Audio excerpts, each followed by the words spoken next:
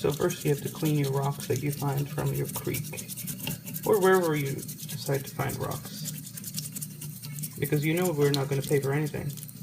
After you scrub your rocks really clean, as clean as you can, then you put them in the oven and broil for whatever amount of time. Once you're done cooking your rocks for about 10 minutes on one side, you have to flip it over just like a burger.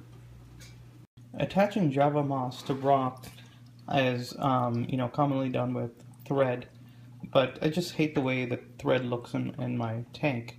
So what I like to do is I like to use super glue. So you just put that on there, put some super glue, it stays. It's a little bit more work, of course, but at least you don't have the thread that you have to stare at for about 6 weeks before it breaks down on its own. For your driftwood, I am obviously too cheap to pay for driftwood, so I went into a creek and I grabbed a whole bunch of twigs that I found with a certain amount of character, and what I did was I soaked it in a big garbage bag for about 2 weeks. And so when you soak it for 2 weeks, the brown substance called tannin will leach out. You probably have to do a water change in the middle of, after 1 week, you dump all the water out, you put a fresh batch in there, and let it all brown up, because you don't want that brown stuff in your fish tank. So this is ready, and now what you can do is attach some Java moss or whatever you want to the driftwood. So this is all you need for your setup for a waterfall. So for the pump that you buy, I obviously bought a cheap pump. And the problem with the cheap pump is that it's pretty loud, and so just keep that in mind when you don't spend money. Your whole fish setup is going to be pretty loud. Then apart from that, you need a PVC pipe. Just make sure to cut the length of your tank here, and make sure it's not too long, because cutting this by yourself is impossible. Now you also need an L-piece. With the L-piece, when I bought it from Home Depot, I had the guy make a few holes for me, which is great. You just have to ask them nicely and they'll do it. So with this PVC pipe, this is a very small pipe. It usually comes in like a foot long or so, or 2 feet long. So I had them cut a few pieces for me of different sizes. So it's good to have different sizes there, because in the end, when you set up your waterfall in your tank, you find out that you might have wished that you wanted something an inch longer or shorter. One other thing you want them to do there is, when you get your pipe, to make sure to have a cutout like this. This, as you can see, I obviously did myself with a drill that I borrowed, but this is going to be your intake for this is going to be your base. So you put your L shape through here, and then here you can see for this particular, I made a lot more of a hole there for the air to escape, so that the bubbles don't go the same direction as my sand as it goes out. So here,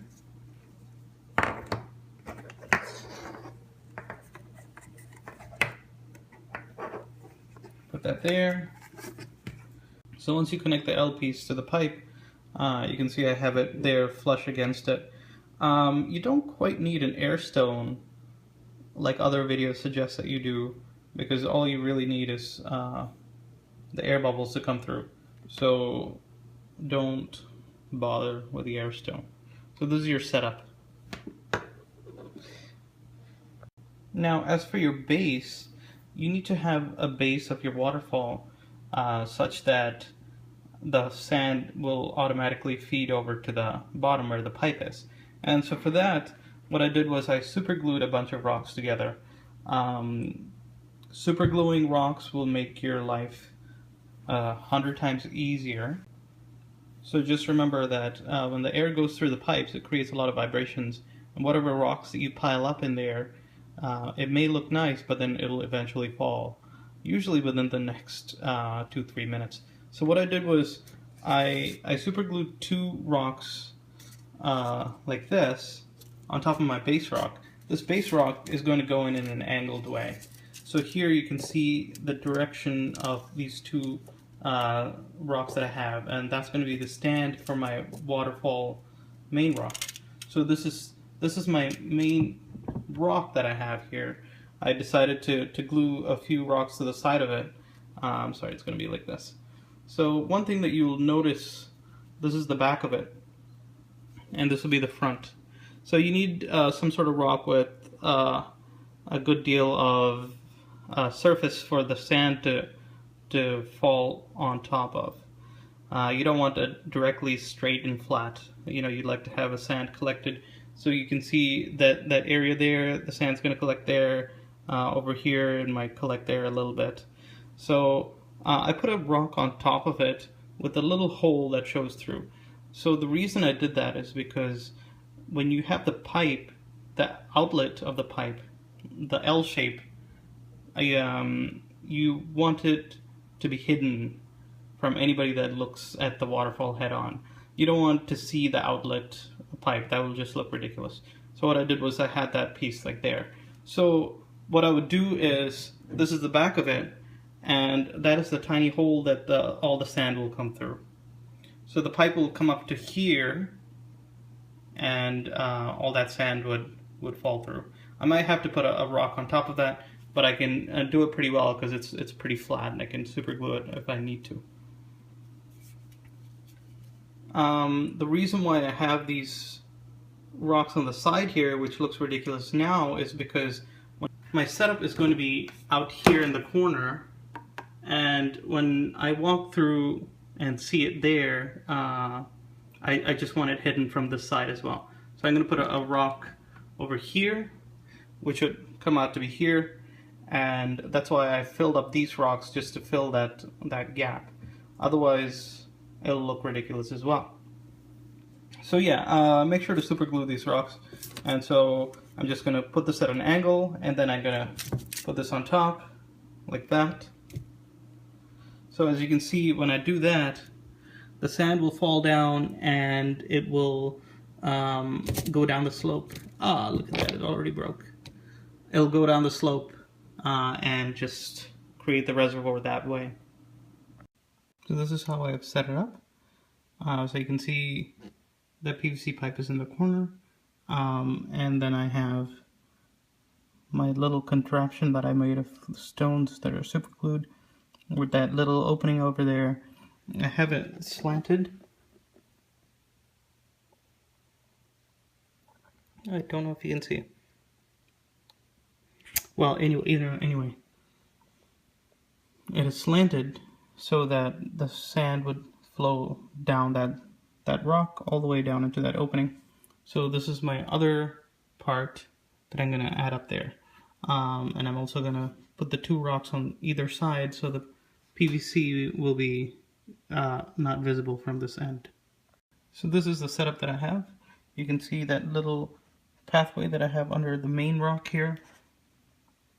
The side rocks, you see how that makes sense now? How you can't really see it from the side. I guess I have to put more rocks up there. But and I have it blocked from this side as well. So this is the setup. I have one more rock here. So this rock, I'll be putting it on top of here so that PVC won't be seen from the front. Otherwise it looks like this, which looks terrible. So this one I will super glue to the end because I like to test and see how the flow is before I close up everything. Alright, so now I'm going to fill this up with sand so you don't see that trap. So this is my near final setup. I still have to put those rocks to cover the outlet of the pipe. This is my CO2 ladder. It's about $20 some from Amazon. And so this is my final layout. As you guys know, you have to introduce water very slowly here. So what I'm doing is I have a bucket on a little stool here, and then I have my trusted Python suction cleaner. So what I'm going to do with the Python, you don't necessarily have to suck water to get it down there. All you have to do is dip it in there, send it up, dip it in there. I guess when I mean send it up, I mean send it down. So you do it 3 times, and then it fills the whole pipe. Just drop it in there. I can see it bubbling over there. And it'll slowly fill up your tank. And the thing that's always going to happen is there are going to be plants that will float up, which will be frustrating as hell, but you know, some small price to pay.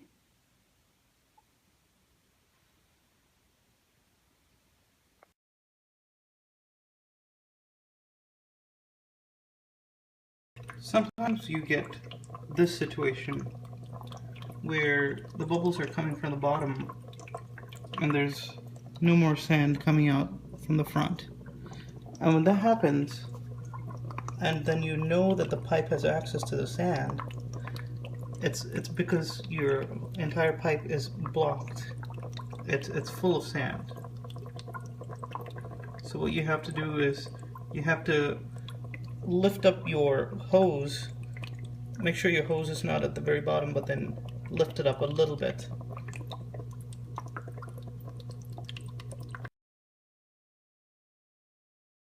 The next troubleshooting is when you have decreased flow coming out of your waterfall. So you can see that it piles up here. From the side, you can see it piles up quite a bit at the bottom of the waterfall. And towards the bottom of the pump, it doesn't flow. So what you have to do in this scenario is you have to make sure that your reservoir doesn't have too much blockage, so that you don't have too much stones for your reservoir. So you see that the 2 stones that I have that's supposed to funnel the sand down is too close to each other. So what I'm going to do is I'm going to make it wider apart, so it still does that job of funneling, but it has a nice wide funnel this time.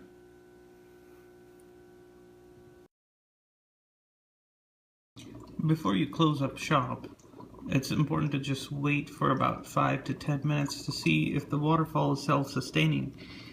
And despite all our measures, it's still not. So what this means is my angle in my reservoir, meaning the bottom part, is not enough to pull in the sand. It's just piling up over there again. So I'll have to remove it all over and make the angle steeper and keep my primary middle rock on a higher pedestal so that there'll be more of a reservoir. Setting up your waterfall is very frustrating, to say the least. So what I did here was I took out the main waterfall rock just to test out my surroundings. So one thing I did was I added this rock here just so that my main rock is going to be elevated so that there'll be easier flow going downhill. And so there's quite a bit more of a slope that goes downhill. The other thing I wanted to point out was when you have your tubing here, what I found that best works for me is when the tube is flush against the end of the pipe. You can move your tubing in and out a little bit higher a little bit higher into the tube, or flush against the edge of the tube to see which setting gives you the highest amount of waterfall.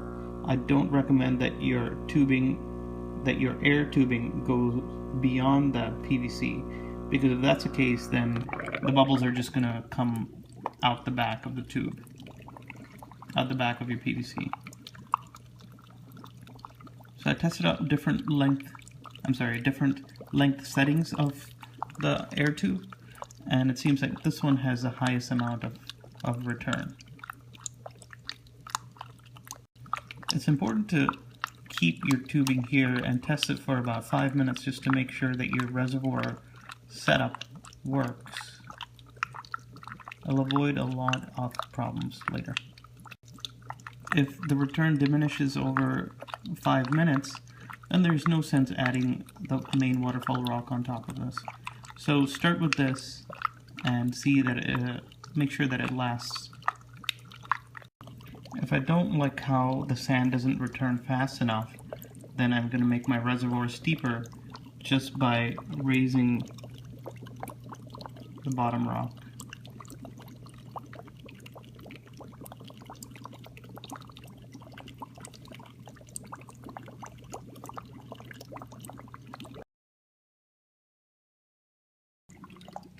Here is the side view of the system. You have your slope. You have your intake that you see right there. And you have your outflow. So for some reason, which I can't really figure out, it seems as though if you put some form of block directly in front of that intake over there, like that piece of rock that you see, your waterfall return is higher. So if I remove that rock, then it's just going to flood the system and the flow is not going to be right. Now that I've raised my whole platform, my PVC pipe here is not long enough to get to the ground. So that's why it's handy to be prepared with a longer pipe. So initially when you get your pipes cut, measure what you want, by the side of your tank, and then cut 2 more. One should be an inch longer and another should be an inch shorter. This way you'll be prepared for messes like these.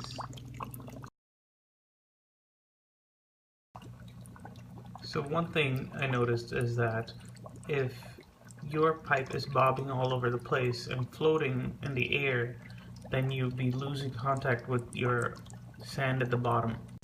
So what you have to do is you have to get some silicone gel and gel your LPs onto the wall. So I really don't want to spend any money on anything more than I have to, so I tried to super glue it onto the wall. And that obviously didn't work. So then I came up with another idea, is to just tie it to a rock and let it sink that way. So it's not going to float with this heavy rock. And so here in this side view you can see exactly how it works. Your fall here and your slope that you need quite a bit of slope to get all that sand down. And you can see how it's right to the ground and it's just being pulled up.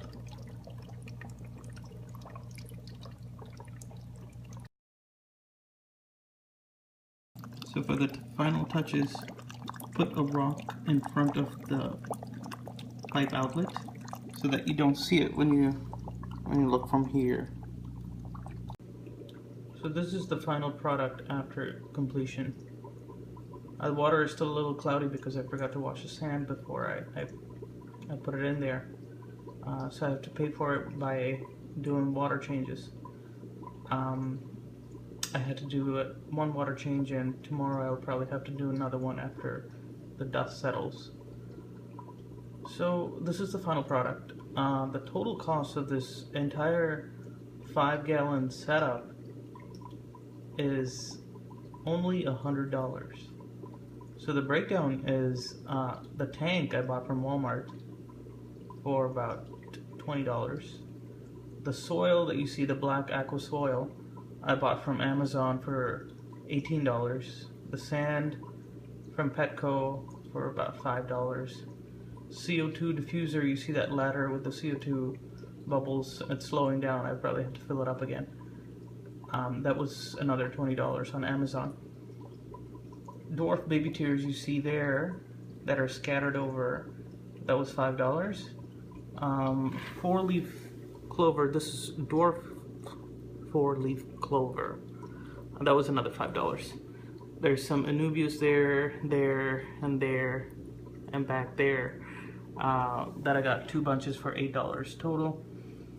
The driftwood was something I hunted down in the creek. The rocks, you know, the rocks, I just got the rocks from my neighborhood. The waterfall setup was $10 for the pump and $1 for the QVC piping. The air tube is actually a segment of the CO2 diffuser's air tube that I got. So all in all, oh, and then the guppies. I got 5 guppies for about $5. So this is the total setup, total of $100, which is not bad whatsoever. So hope you have fun with your fish tank. I'll give an update later.